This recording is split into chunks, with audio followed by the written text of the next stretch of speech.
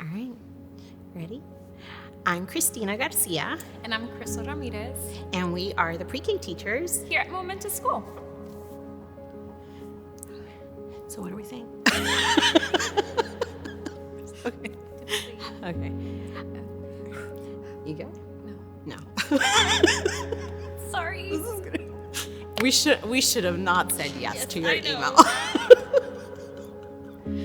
The past few years have been really difficult for educators, including us.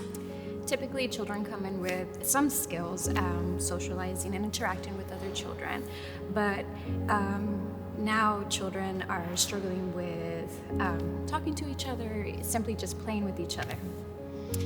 And at the same time, in the past few years, they would have had other interactions with other adults. But they came into our classroom and it was difficult for me to even make those connections with my students, because typically in the past, we would have done home visits.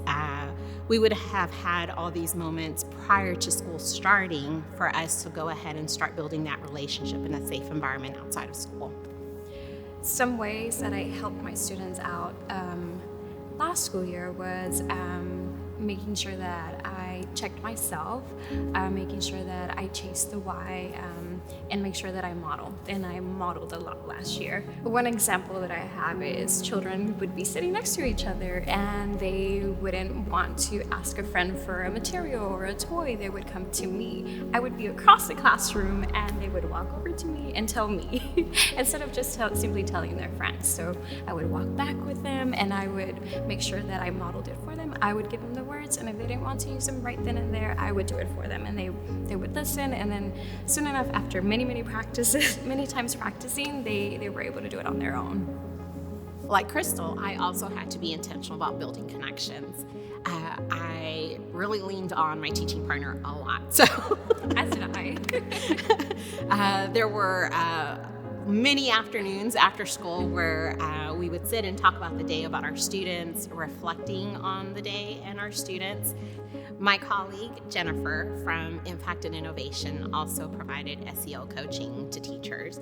And she was another person that I leaned on, reflecting on just my interactions with students and how I could connect with them. And that kind of came about the idea of writing a happy note home, where I would focus on one student every day. So I'm going to use Crystal as an example. So the note would go home, saying a happy note home to the parents, and it would say something like, Crystal is such a good friend. She's very kind to her peers.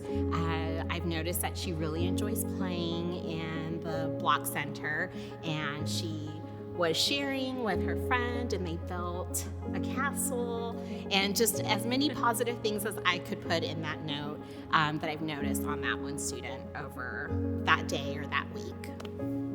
So at the end of the year, as most teachers are like reflecting on what they've done, and then you just kind of beat yourself down of like, I just didn't do enough. So being able to then help each other and reflect on just seeing the growth of our students was amazing. And just reminding each other, I would remind her, she would remind me, we would take a pause and we would talk about how much each other's classrooms had grown from the beginning where we were struggling. And it's so easy for us to forget that. But like I said, reminding each other and stopping and reflecting on our growth. Yeah, where we began and where we're ending.